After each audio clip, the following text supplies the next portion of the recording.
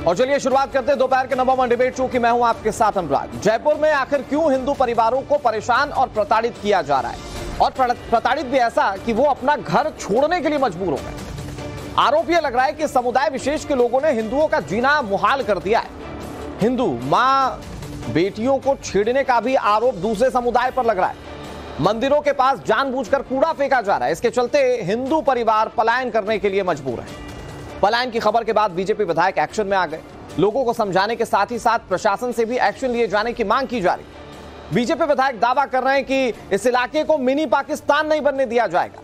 लेकिन सवाल इस बात को लेकर है कि हिंदुओं को परेशान करने वालों पर आखिर एक्शन कब होगा और एक्शन किस रूप में लिया जाएगा। सवाल यह भी कि लखनऊ के अकबर नगर में बुलडोजर एक्शन पर छाती पीटने वाले सियासतदान आखिर जयपुर की घटना पर, यानी कि हिंदुओं पर हो रहे पलायन के हमले पर वो चुप क्यों हैं? आज इसी मुद्दे पर करेंगे चर्चा, लेकिन सबसे पहले आपको ये रिपोर्ट दिखाते हैं।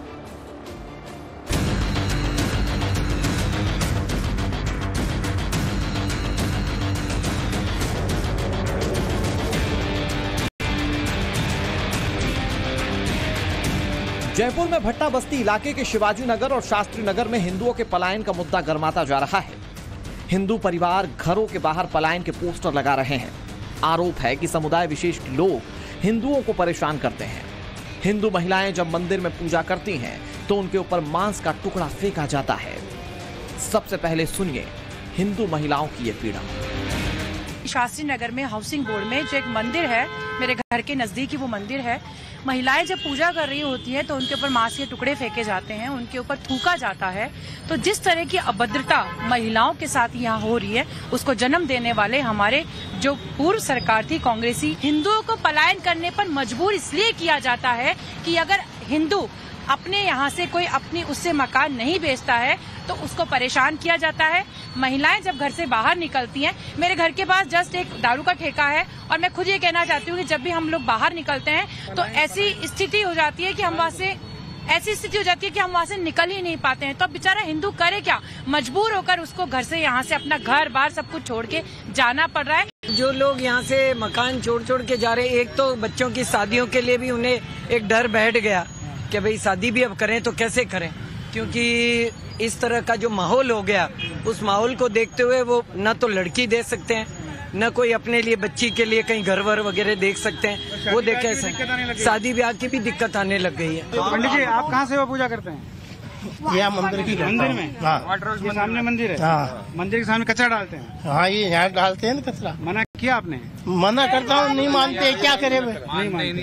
हाँ। एक बार जरा भवानी तस्वीरें दिखाएं। ये मंदिर है ठीक बगल में, और मंदिर के ठीक बगल में ये कचरा गाह बना रखा है। तो आप अंदाजा लगा सकते हैं कि धार्मिक स्थलों तक को नहीं छोड़ा जा रहा है।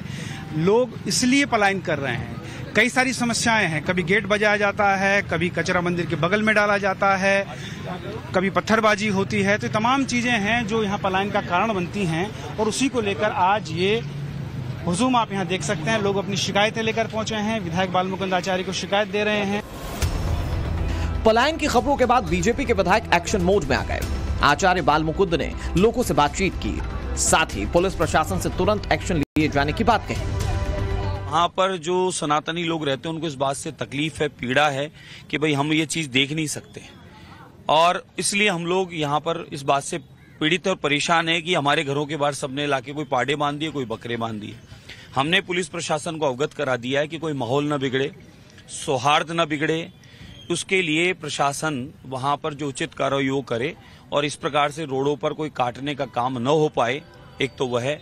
दूसरा, यहाँ नशे का काम अगर कहीं हो रहा है तो उस पर तुरंत कार्रवाई की जानी चाहिए, वो पकड़े जाने चाहिए। इससे पहले कल भी बीजेपी विधायक गोपाल शर्मा के नेतृत्व में जन चेतना रैली निकाली गई। इस दौरान विधायक गोपाल शर्मा ने कहा कि वो भारत में मिनी पाकिस्तान नहीं बनने देंगे। साथ ही गोपाल शर्मा ने कहा कि आज जो जहां है वो कांग्रेस के तुष्टीकरण का नतीजा है। ऐसा क्यों नहीं हो कि भारत के अंदर कभी भी ये नहीं लगे कि कोई मिनी पाकिस्तान बना हुआ है। मिनी पाकिस्तान की इजाजत हिंदुस्तान में नहीं दी जा सकती।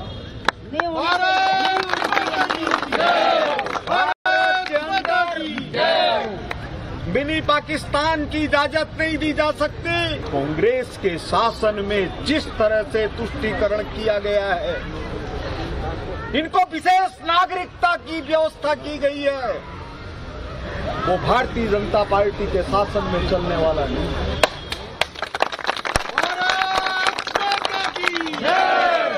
जमावड़ा, यह एकत्रीकरण,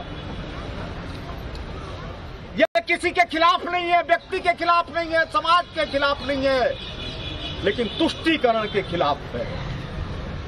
तुष्टीकरण करने वाली आधिकारिक मानसिकता के खिलाफ है। आपने जयपुर की तस्वीर देखी, जहां हिंदू परिवार पलायन को मजबूर है। समुदाय विशेष के लोगों पर हिंदुओं को परेशान करने का आरोप है। अब एक तस्वीर देखिए उत्तर प्रदेश के लखनऊ से। लखनऊ के अकबर नगर में योगी सरकार ने अवैध कब्जे पर बुलडोजर चलाया। बुलडोजर एक्शन का आज 7वां दिन है। अब तक 700 से ज्यादा अवैध निर्माण तोड़े गए हैं। अब तक करीब 500 अवैध निर्माण और गिराए जाने हैं। बता दें कि सुप्रीम कोर्ट के आदेश के बाद योगी सरकार अवैध निर्माण पर कार्रवाई कर रही है। किसी तरीके का कोई उपद्रव ना हो सके, इसके लिए सुरक्षा के कड़े इंतजाम किए गए हैं। जिन घरों को तोड़ा जा रहा है उन परिवारों को मुआवजा और रहने के लिए घर भी दिया जा रहा है। लेकिन बावजूद इसके तमाम सियासतदान राजनीति कर रहे हैं। सवाल है कि अकबर नगर की कार्रवाई पर छाती पीटने वाले सियासतदान जयपुर में हिंदुओं के हालात और उन पर हो रहे अत्याचार पर चुप क्यों हैं? सवाल यह भी है कि क्या जयपुर में हिंदू परिवार को परेशान करने वालों का इलाज बाबा का बुलडोजर ही है? Bureau report, times now, Navbharat. तो आप सोचिए कि भारत जहां पर हिंदू बाहुल देश है, पूरे दुनिया में हिंदुओं से इसकी पहचान है और सभी धर्मों को साथ लेकर चलना है भारत की पहचान है, वहां पर एक समुदाय विशेष के परेशान करने से जो बाहुलता वाला समाज है उसे पलायन के लिए मजबूर होना पड़ रहा है। सोचिए जरा क्या स्थिति है। इस पर चर्चा करने के लिए हमारे साथ कई सारे मेहमान जुड़ गए। हमारे साथ मनीष शुक्ला जुड़ गए जो कि प्रवक्ता है बीजेपी के, स्वामी चक्रपाणी जी महाराज जुड़ गए हमारे साथ, धर्मगुरु हैं, रमनीश वत्स हमारे साथ जुड़ गए, राजनीतिक विश्लेषक हैं, विनय सिंह बिन्नू हमारे साथ जुड़ गए, समाजवादी पार्टी के प्रवक्ता हैं, और दानिश कुरैशी हमारे साथ जुड़ गए जो कि AIMIM के प्रवक्ता हैं। सभी मेहमानों का स्वागत करते हुए दानिश भाई, मैं शुरुआत आपसे करता हूं। ये आप लोग भाईचारे की बात करते हैं, बैरिस्टर असदुद्दीन अवैसी कानून के हिसाब से देश में सबको समानता की बात करते हैं, लेकिन जयपुर जैसे मामले पर क्या आपको लगता है कि जो हो रहा है वो ठीक हो रहा है? क्या एक समुदाय विशेष दूसरे को इतना परेशान करेगा कि उसे घर छोड़कर जाने के लिए मजबूर होना पड़ेगा? दानिश कुरैशी। बिल्कुल ऐसा नहीं होना चाहिए, और मैं तो राजस्थान की भारतीय जनता पार्टी के शासनकाल वाली सरकार से मांग करता हूं कि जो भी अधिकारी इसमें लिप्त है, जो लोग वहां पर गैर कानूनी तरीके से शराब बेच रहे हैं, जुआ चला रहे हैं, जो भी आपने स्क्रीन पर दिखाया था, इन तमाम अधिकारियों को डिसमिस करने की जरूरत है। लेकिन भारतीय जनता पार्टी ऐसा नहीं करेगी, वो सिर्फ राजनीति करना चाहती है। और अगर आप भी देख लीजिएगा, हम भी देखेंगे 2 दिन बाद, 4 दिन बाद, महीनों बाद भी। अच्छा दानिश भाई सुनिए ना, देखिए मेरे पास वक्त बहुत लिमिटेड है। मैं कह रहा हूं पॉइंट टू पॉइंट और कट टू कट बात करते हैं। मैं कह रहा हूं कि अधिकारियों पर कार्रवाई हो जाएगी, चलिए मैंने मान लिया।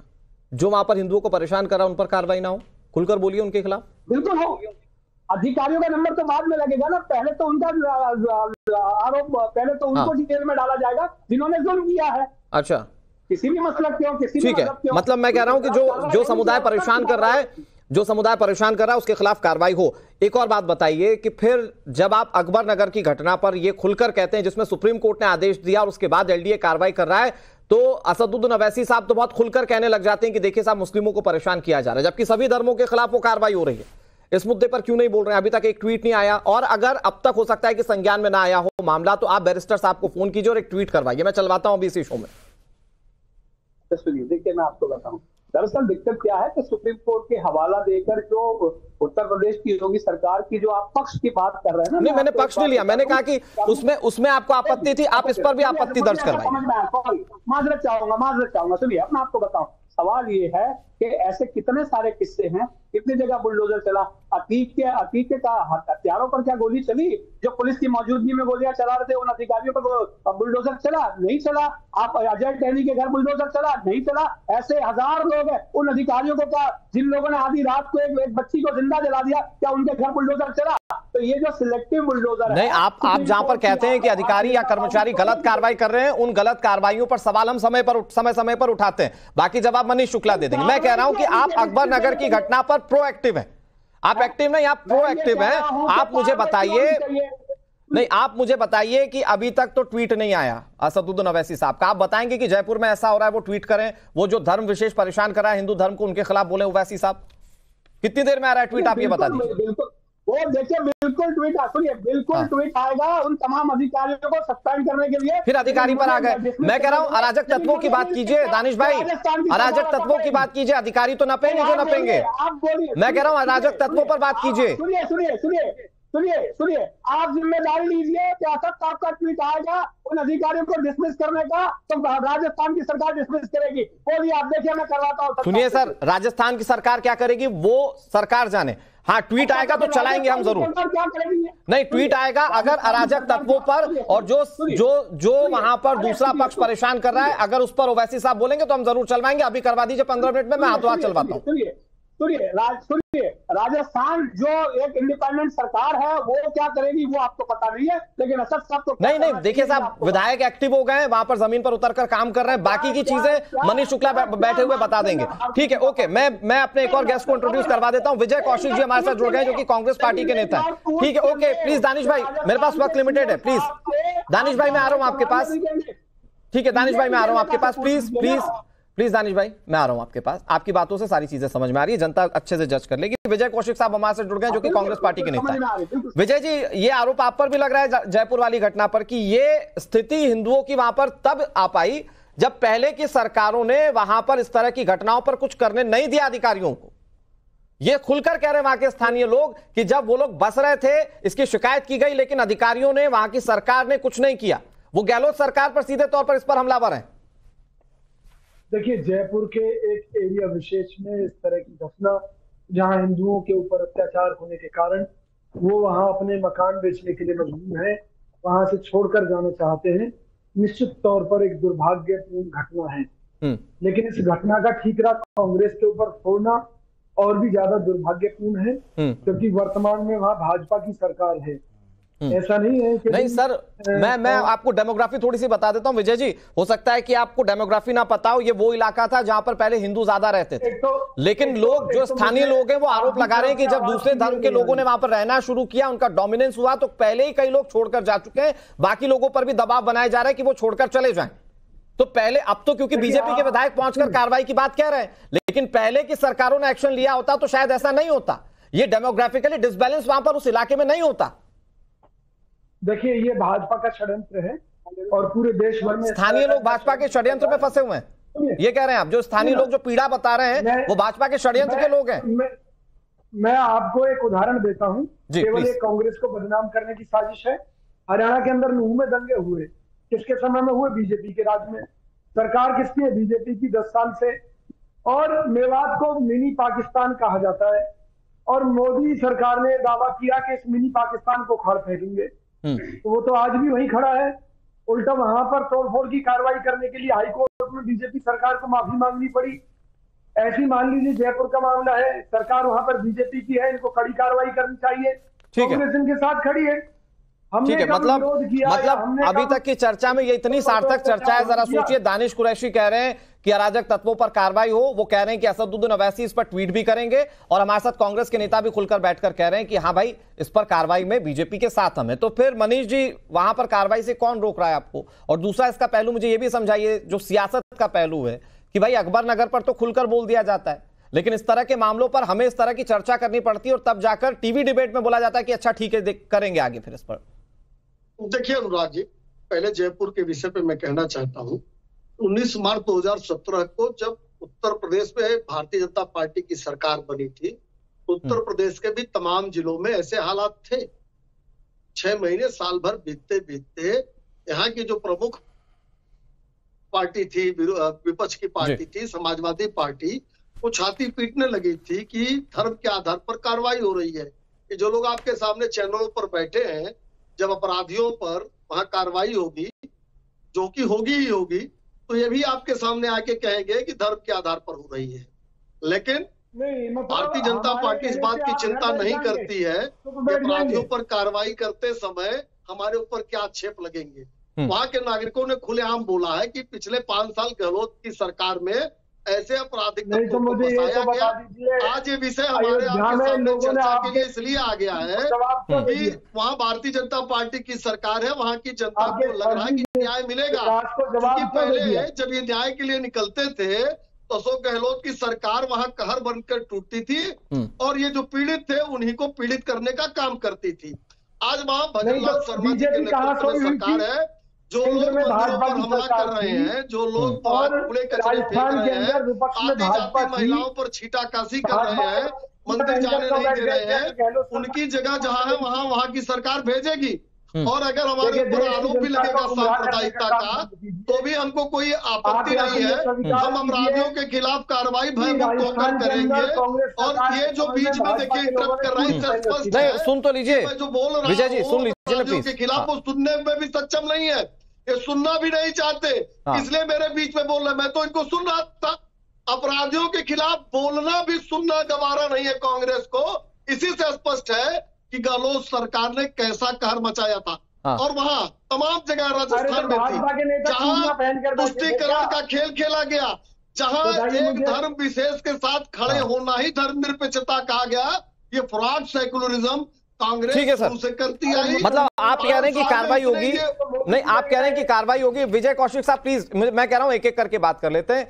आप कह रहे हैं कि आज बीजेपी कार्रवाई नहीं कर रही है, मैं कह रहा हूं कि ठीक है आज वो कार्रवाई नहीं कर रहे तो आप सवाल उठाइए, लेकिन आप पिछले 5 सालों में जो लोग बस गए वहां पर बहुतायत में, उन पर भी तो बात कीजिए ना सर, उस पर भी तो बात करना होगा ना। हाँ ठीक है मनीष जी प्लीज कंक्लूड कीजिए, प्लीज कंक्लूड कर लीजिए मनीष जी।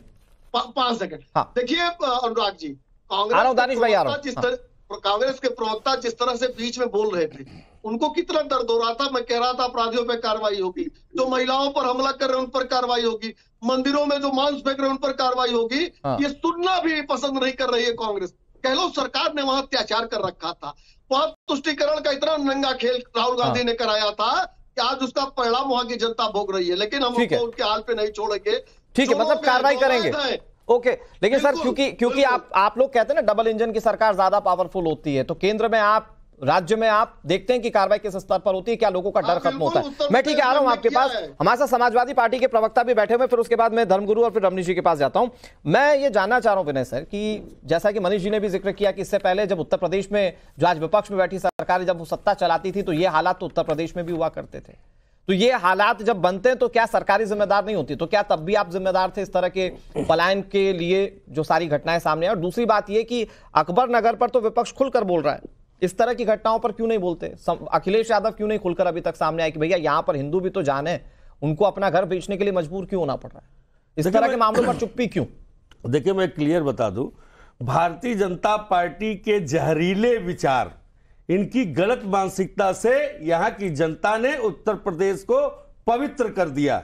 जिस तरीके से चित्रकूट, जिस तरीके से प्रयागराज, जिस तरीके से अयोध्या हम जीत करके आए हैं, भारतीय जनता पार्टी जिस तरीके का विध्वंसकारी, जिस तरीके का देश को तोड़ने का काम, जिस तरीके विनय जी आपकी सीटें आने पर आपको बहुत बहुत बधाई। मैं आज मुद्दे की बात कर रहा हूं, बात है आज जयपुर की बात कर रहे हैं, इस पर चुप्पी क्यों? मैंने सीधा सवाल आपसे पूछा कि जयपुर वाले मामले पर अखिलेश यादव क्यों नहीं बोले? जयपुर में सरकार किसकी है? हाँ ये ठीकरा क्यों किसी और के ऊपर फोड़ते हैं? क्या कर रही है वहां की सरकार? सरकार नहीं देखती है वहां पे, सरकार आपकी है, सरकार जनता ने वहां की आपकी बनाई है, और आप जो है इस तरह से लाचार हैं। क्या मतलब है इसका? विनय जी मुझे बताइए, सारी गलती भारतीय जनता पार्टी की। विनय जी सारी गलती भारतीय जनता पार्टी की। मनीष जी ने हाथ उठा दिया, वो जवाब भी देंगे। मुझे बस इतना बताइए कि कोई किसी इलाके में जब आकर बसता है तो क्या रातों रात बस जाता है? क्या बिल्कुल पहले की सरकार जिम्मेदार नहीं होती? बिल्कुल नहीं बसता है। तो फिर उसको बोलिए, खुलकर बोलिए। आपके साथ गठबंधन में बैठी कांग्रेस सरकार को बोल के दिखाइए। आप 2 दिन में बस जाता है क्या? नहीं बसता है ना। और उसके बाद अगर कोई आता है, अगर कोई सरकार आती है तो उसकी जिम्मेदारी कुछ होती है कि नहीं? अगर पिछली सरकार ने कुछ गलत किया, आपकी विपक्ष नहीं, एक मिनट विनय जी, आपकी जिम्मेदारी ये है ना कि विपक्ष में बैठकर सवाल उठाएंगे। आपने बीजेपी को सवालों के घेरे में रख दिया। ठीक, मुझे ये बताइए कि जब अकबर नगर जैसी घटना पर तुष्टीकरण को खुलकर विपक्ष एंडोर्स करता है, वो कहता है कि देखिए साहब यहां पर मुस्लिमों के घर तोड़े जा रहे हैं, तो इस तरह की घटना पर सामने आने के लिए क्यों पूछना पड़ता है? अभी तक ट्वीट क्यों नहीं सामने आया समाजवादी पार्टी का? हिंदुओं के पक्ष में बात क्यों नहीं की आप लोगों ने? मैं 2 सेकंड आपका लूंगा। भारतीय जनता पार्टी का जो बुलडोजर नीति है ना, बुलडोजर का मतलब क्या होता है जानते हैं? बुलडोजर होता है न्याय के लिए, न्याय होता है और एक होता है बदला। सर राजस्थान की राजनीति होती है। राजस्थान की जनता कह रही है कि सर राजस्थान की जनता कह रही है कि योगी मॉडल चाहिए हमें राजस्थान में। बिल्कुल नहीं कह रही है सर, क्या बात कर रहे हैं, मैं सुना दूंगा। वहां पे सरकार जाने वाली है राजस्थान में, देखते रहिए जल्दी जाने वाली है। वहां पे खुद आपस में उनकी पट नहीं रही है, क्या वो सरकार चलाएंगे? वह लोग जनता के हितों की बात ही नहीं करते। केंद्र की सरकार गिरा दे रहे हैं, आप राजस्थान की पूर्ण बहुमत की सरकार गिरा दे रहे हैं। मनीष जी जल्दी से जवाब दे दीजिए। सुन लीजिए, मैं जो कहना चाहता था, ठीक है जल्दी से मनीष जी 5 सेकंड ले रहे हैं, 5 सेकंड ले रहे हैं। पार्टी की मैं करतूत बता दूं, गोरखपुर जिला आप जानते होंगे, आप जो कह रहे हैं ना कि लोगों को बसाना चाहते हैं, गोरखपुर जिले में बांसगांव लोकसभा के अंदर कम से कम 513 एकड़ जमीन भारतीय जनता पार्टी ने ठीक है मनीष जी जवाब दे रहे हैं, ठीक है मनीष जी जवाब दे रहे हैं। ओके विनय जी, ठीक है विनय जी, मनीष जी जवाब दे रहे हैं। Manish ji over to you. मेरी बात तो ठीक है, नहीं प्लीज मनीष जी जवाब दे रहे हैं आपकी बात का। मेरी बात का जवाब आपने बीजेपी को सीधा घेरा, मनीष जी जवाब दे रहे हैं प्लीज। मनीष जी इसी तरीके से लखनऊ के अकबर नगर में भूमाफियाओं से सिंडिकेट बनाकर अखिलेश यादव और उनके लोगों ने पैसा वसूला गरीबों से, उनको जमीन दिया और जमीन देकर वहां घर बनवाए। और आज माननीय सर्वोच्च न्यायालय के फैसले पर वहां की गाइडलाइन के आधार पर सरकार कार्रवाई कर रही है। लोगों के देखिए शोर मचा रहे हैं, स्टूडियो में बैठे हुए बेटा इस्तेमाल कर रहे हैं। उसका जवाब दिया है। स्टूडियो में है तो ठीक है, नाम पर तो रोक दीजिए। मंदिर के पैसे लुटाने के नाम पर आ रहा रमेश जी आ रहा हूँ। ठीक है ओके मनीष जी ठीक है, एक एक करके विनय जी विनय जी शांत। ठीक है मनीष जी मैं आ रहा हूँ आपके पास। ठीक है, हम इसको दूसरी तरफ नहीं ले जाते हैं, हम इसको बहुत कट टू कट रखते हैं कि आखिर जयपुर की जनता के साथ कौन। मेरी बात आ नहीं पाई है, शोर मचाते हैं। मेरी भी बात नहीं आप। ठीक है एक मिनट मैं कह रहा हूं। ठीक है एक एक करके बात करते हैं। मनीष जी मैं आपको वक्त दूंगा, मनीष जी मैं वक्त दूंगा आपको। मैं चाह रहा हूं कि आचार्य चक्रपाणी और फिर रमनीश जी इस पे इंटरवीन करें। चक्रपाणी जी, ये हिंदू बाहुल देश जहां पर सब एक गुलदस्ते की तरह रहते हैं, सभी खुशबूदार फूल हैं और सभी अपनी अपनी खासियत से पूरे देश को महका रहे हैं, लेकिन ये कुछ लोग जो हैं, अब आप जयपुर वाली घटना में देख लीजिए, महिलाएं जब पूजा के लिए जाती है तो उन पर मांस फेंका जाता है। ये इतना गंभीर आरोप लग रहा है। ये किस तरह की सोच है स्वामी चक्रपाणी जी? क्या ये सिर्फ भगा देना वहां से और एक पूरे इलाके को मेवात की तरह बना देना, क्या ये इस तरह की सोच इंडोर्स की जा रही है क्या देश में कहीं पर? देखिए अनुराग जी, हमें इसके तह तक जाना बहुत जरूरी है। एक वो है, कहावत है कि जिसके लिए अलग हुआ वही पड़ा हिस्सा। मोहम्मद अली जिन्ना ने 14 अगस्त 1947 को जो देश के विभाजन करा के एक टुकड़ा मुस्लिम राष्ट्र पाकिस्तान लिया, वो इसी आधार पे लिया था। उसने कहा था कि न मेरा भेद, हमारा भाषा अलग है, हिंदुओं से हमारे खान पान अलग है, हिंदुओं से हमारी पूजा पद्धति अलग है, इस आधार पे हम हिंदुओं के साथ नहीं रह सकते भाई, हमें अलग टुकड़ा चाहिए। और वो अलग देश का विभाजन 14 अगस्त 1947 को हो गया और मुस्लिम राष्ट्र पाकिस्तान हो गया। अगर उसी समय भारत को हिंदू राष्ट्र घोषित कर दिया गया होता कि भाई जब वो पाकिस्तान मुस्लिम राष्ट्र हो गया तो ये नहीं, लेकिन महाराज जी जो पूर्वजों ने कर दिया वो तो कर दिया, वो बात की बात है। अनुराग जी पूरा मैं कह रहा हूँ कि आज जो हो रहा है उस पर क्या कहेंगे आप? हाँ वही मैं आ रहा हूँ। सवाल इस बात का, आप देखिए अनुराग जी, वही चीज इसमें छिपा हुआ है। आप देखिए क्या आ रहा है, जहां पे मुस्लिम कम होते हैं और हिंदू जो बहुसंख्यक होते हैं, वहां हर मुस्लिम भाई बहन सुरक्षित महसूस करते हैं और हमारे हिंदू भाई उन्हें पूरी तरह से सुरक्षा देते हैं। लेकिन वही जब उलट जहां पे हो जाता है, जहां पे संख्या मुस्लिमों का अधिक हो जाता है, हिंदू कम होते हैं, वहां हिंदुओं की बहु बेटियां सुरक्षित हो जाती है, वहां पे पूजा करना मुश्किल हो जाता है, वहां पे हिंदू जो धार्मिक पूजा करने जाते हैं उन पे मांस के टुकड़े फेंके जाते हैं, जो अभी जयपुर में आ रहा है। और ये पूरे देश में यही हालात है, देश का पूरे दुनिया में हम कहेंगे है कि जहां पे संख्या बढ़ रही है वो जिहादी मानसिकता कहीं ना कहीं काम कर रही है। सबसे बड़ी इसमें अनुराग जी ये बात है कि असदुद्दीन ओवैसी जैसे, चाहे उनके पार्टी हमारे दानिश कुरैशी जी बैठे हैं, ये लोग कभी भी उपद्रवियों को शांत नहीं करते बल्कि और हवा देने। लेकिन इस चर्चा में दानिश भाई ने कहा कि कार्रवाई होनी चाहिए उनके खिलाफ, भले वो किसी भी धर्म के। करनी में इनके जमीन आसमान का फर्क होता है, वो बोलने का अलग, हाथी के 2 दांत होते हैं ना, दिखाने का और खाने का। ठीक है, तो ये अलग अलग है। ठीक है महाराज जी, मैं फिर से आ रहा हूं आपके पास। रमनीश जी थोड़ा सा बस मुझे एक रिएक्शन ले लीजिए दानिश भाई से। दानिश भाई, तो मतलब मेवात वाली अगर सिचुएशंस को समझें, मेवात में आज की स्थिति ये कि वहां पर 50 गांव ऐसे जहां पर एक हिंदू नहीं रहता है। पूरे देश में 80% तकरीबन हिंदू है और उसमें मेवात के 50 गांव में एक हिंदू नहीं रहता है। इसकी वजह यह कि वहां पर लोग आरोप लगाते थे कि उनको रहने नहीं दिया गया, पलायन के लिए मजबूर किया गया। तो क्या इस तरह की थ्योरीज, इस तरह की जो सिंडिकेट्स हैं दूसरे जगहों पर भी इंप्लीमेंट करने की कोशिश है क्या कि संख्या बल हमारा ज्यादा हो जाए तो हम परेशान इतना करें कि व्यक्ति छोड़कर चला जाए? देखिए, सबसे पहले तो मैं आपको एक बात कहूं कि देश का संविधान की सबसे पहले लाइन अगर बात की जाए देश के नागरिकों की सुरक्षा, देश के नागरिकों की अगर बात की जाए तो देश के तमाम नागरिकों की सुरक्षा करना सरकार का काम है, केंद्र सरकार हो चाहे राज्य सरकार हो। उसमें चाहे अगर किसी मुस्लिम को प्रताड़ित किया जा रहा है तब भी वो सरकार की जिम्मेदारी है, किसी हिंदू को प्रताड़ित किया जा रहा है तब भी सरकार की नहीं। लेकिन एक पर्टिकुलर धर्म अगर ज्यादा की संख्या में हो जाता है तो वहां से लोग पलायन के लिए क्यों मजबूर हो रहे हैं? भाई देश में आप देखिए ना कि हिंदू ज्यादा है लेकिन वहां पर मुस्लिमों को पलायन के पोस्टर नहीं लगाने पड़ रहे हैं। यहां पर दूसरा धर्म ज्यादा हुआ तो यहां पोस्टर लगाने पड़ रहे हैं। मैं आपसे एक ही बात कहना चाहता हूं कि हमारे देश में सबसे बड़ी जो दुविधा, जो परेशानी है वो दानिश भाई आपकी आवाज म्यूट हो गई है। दानिश भाई आपकी आवाज नहीं आ रही। बेच रहे चाहे वो हो चाहे गैर कानूनी तरीके से किसी का घर। ठीक है दानिश भाई, ठीक है, आप अपने स्टैंड पर हैं कि यहाँ पर कार्रवाई होनी चाहिए। मैं आ रहा हूं आपके पास विजय जी। मैं रमनीश जी को लाना चाहता हूं। रमनीश जी मैं माफी चाहता हूं इस चर्चा में क्योंकि कई सारे पहलू थे, लेकिन रमनीश जी मैं इसी मुद्दे पर बात करना चाह रहा हूं आपसे कि आज देश में जहां पर एक पर्टिकुलर धर्म विशेष की संख्या ज्यादा, वहां से लोगों को पलायन के लिए मजबूर क्यों होना पड़ रहा है? अनुराग जी, सबसे पहली बात है कि हम रह कहाँ रहे। हिंदुस्तान प्रेम, सौहार्द और शांति और प्रेम भाईचारा की जिम्मेदारी सिर्फ और सिर्फ हिंदुओं की ही है। देखिए, शासन प्रशासन जहां भी रहता है उसकी पूरी जिम्मेदारी होती है और मुझे लगता है जयपुर में हम जिस तरह के देख रहे हैं कि आज कम से कम हम डिबेट भी यदि कर रहे हैं तो मुझे लगता है शासन प्रशासन का ही योगदान है उसमें। आज विधायक वहां पे बाल मुकुंद जी यदि सामने आए हैं तभी तो पलायन मुझे लगता है रुकता हुआ दिख रहा है। और देखिए, देश में ऐसा पहली बार नहीं हुआ है पलायन। हमने यूपीए की सरकार जब हुआ करती थी हमने देखा है कि हिंदू विहीन जो कश्मीर हुआ 90% जहां पे हिंदू होते थे आज वहां पे 5% हिंदू हैं। आजादी से लेकर के आज तक हमने देखा जो पाकिस्तान में 25% हिंदू थे वहां पे 2% हैं। बांग्लादेश में 30% जहां पे हिंदू हुआ करते थे वहां पे 4% है। आप अफगानिस्तान में आप देखिए कि जहां पे 15% हिंदू हुआ करते थे वहां पे 0% है। तो ये प्रतिशत जो कम होता गया, जहां जहां विशेष समुदाय की संख्या बढ़ती गई और वहां पे हिंदू विहीन होता गया।